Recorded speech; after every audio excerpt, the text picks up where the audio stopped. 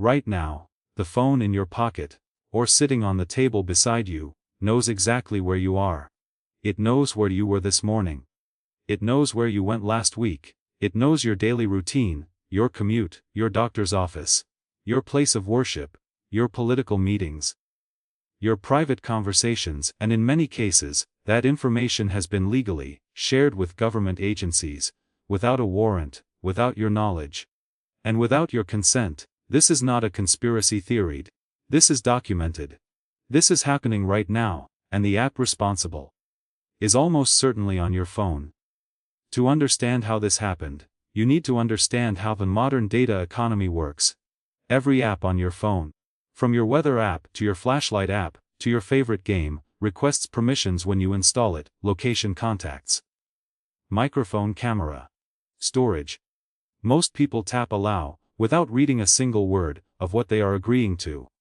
And buried inside those terms of service agreements that almost nobody reads is permission for these apps to collect your location data and sell it to a largely invisible industry called data brokers.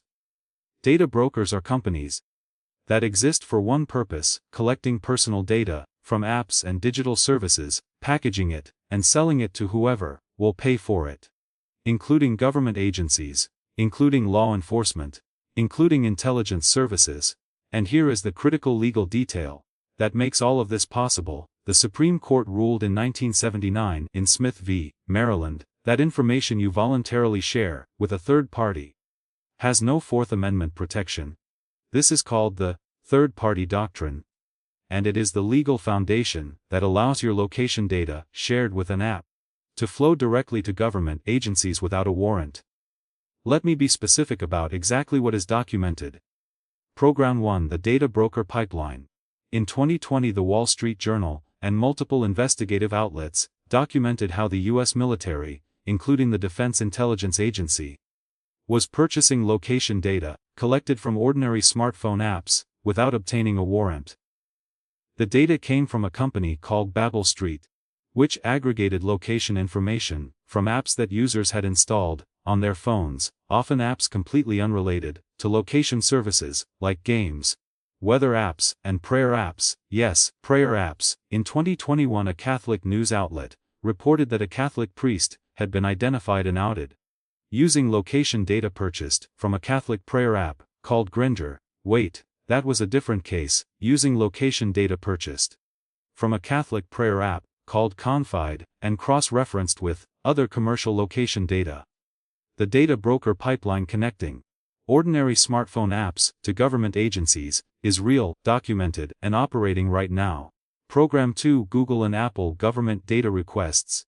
Every year Google and Apple publish what are called transparency reports, documenting how many requests they receive from government agencies for user data. In 2022, Google received over 165,000 government requests for user data, covering over 390,000 accounts. Apple received over 7,000 government requests in the same period. These are requests with legal process, subpoenas, court orders, and warrants. But here is the part that gets less attention.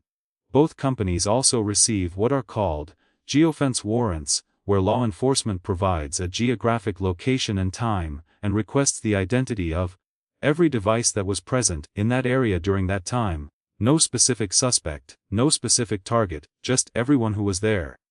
Program 3.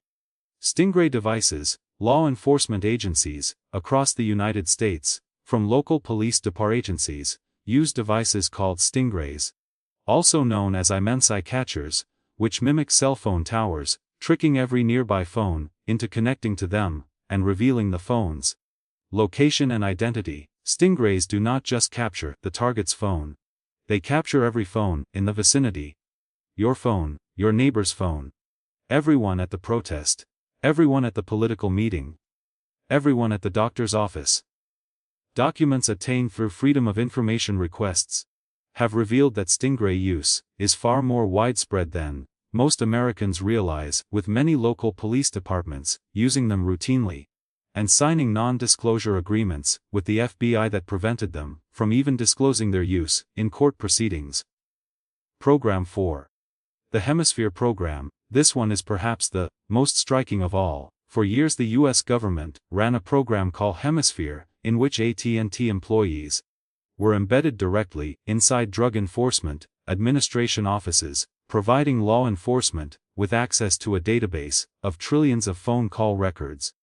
Going back decades, in exchange for the government reimbursing AT&T for the cost, this program was so secret that prosecutors were instructed to use parallel construction, meaning they were told to find alternative ways to explain how they obtained evidence, so that the existence of Hemisphere would never come up in court.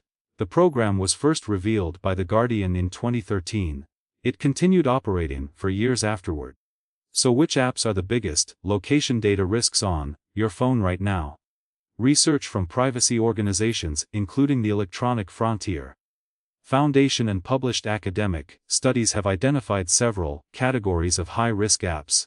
Weather apps are among the most aggressive location data collectors, because location data is essential to their function, giving them a legitimate reason to request always-on location access.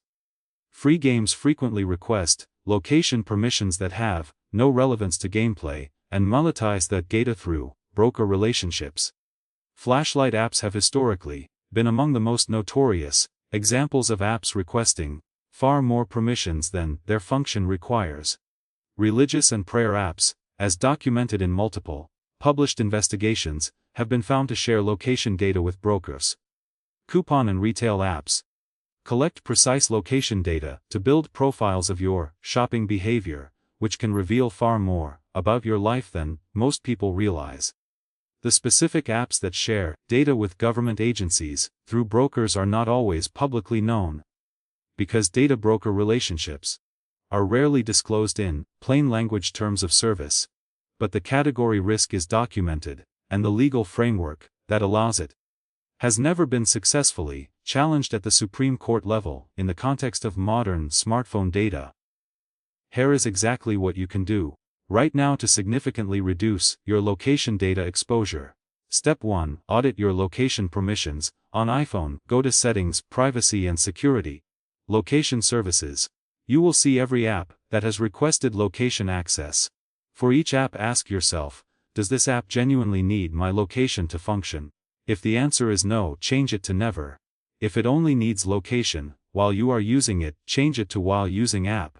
Remove always on access from every app that does not absolutely require it. On Android, go to Settings, Privacy, Permission Manager, Location, do the same audit.